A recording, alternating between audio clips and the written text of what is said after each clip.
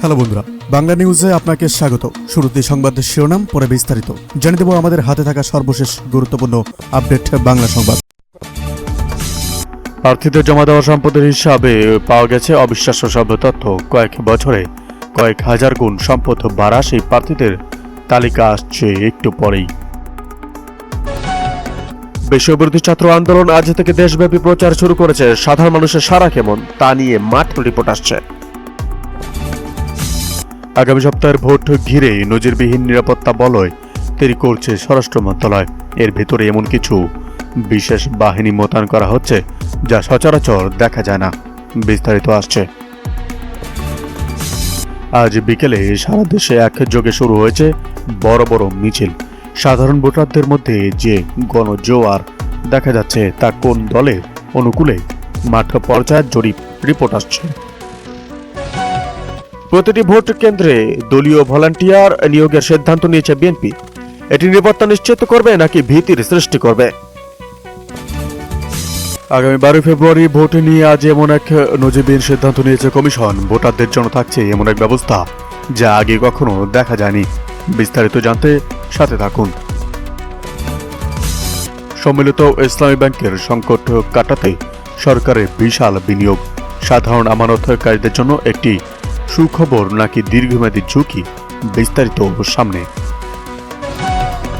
জাতীয় নাগরিক কমিটি আজ এক সংবাদ সম্মেলনে পূর্ণ সব রাজনৈতিক কাঠামো ভেঙে ফেলার ঘোষণা দিয়েছে।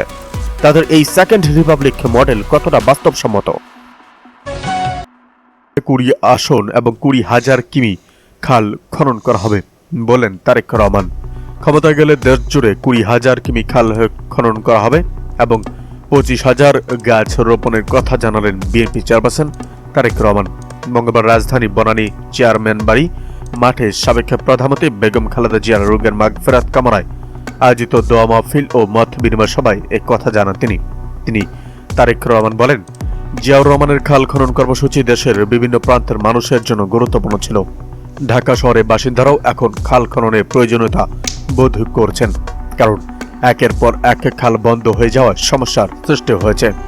ঢাকার সবুজায়ন কমছে উল্লেখ করে তিনি বলেন, 17 বছর আগে বাধ্য হয়ে দেশের বাইরে চলে যেতে হয়েছে। ফিরে আসার পর মনে হয়েছে সবুজ কমে গেছে।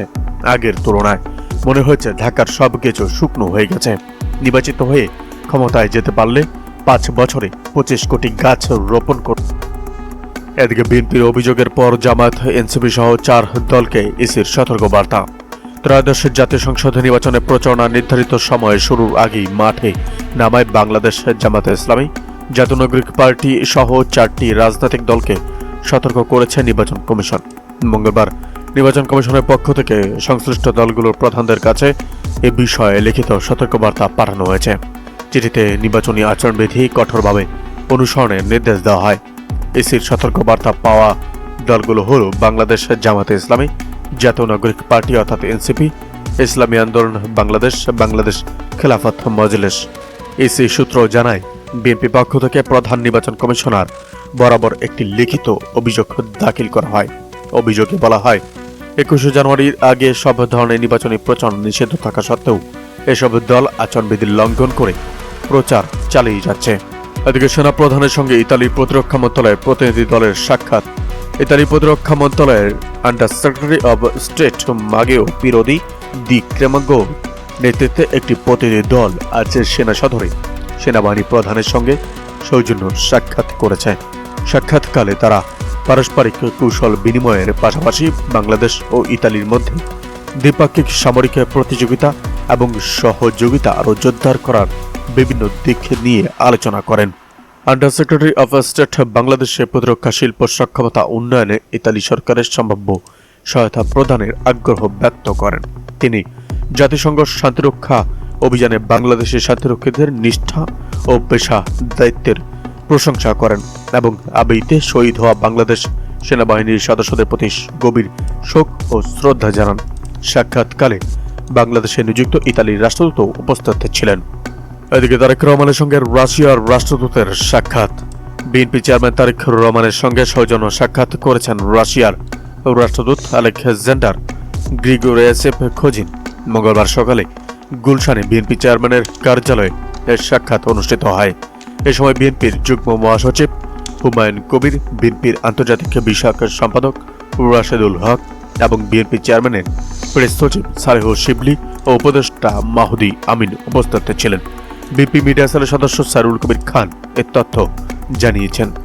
এদিকে করাইল বস্তিবাসীকে পাকা দালাল ও ফ্ল্যাটের প্রতিশ্রুতি তারেক রহমানের। রাজধানী করাইল বস্তিতে কাঁচা ঘরে বসবাসকারীদের জন্য পাকা দালান নির্মাণ করে ফ্ল্যাটে থাকার ব্যবস্থা করার প্রতিশ্রুতি দিয়েছেন BNP chairman Tarique Rahman. BNP ক্ষমতায় গেলে সেখানে বসবাসকারীদের নামে রেজিস্ট্রি করে ফ্ল্যাট দেওয়া হবে বলে জানান তিনি।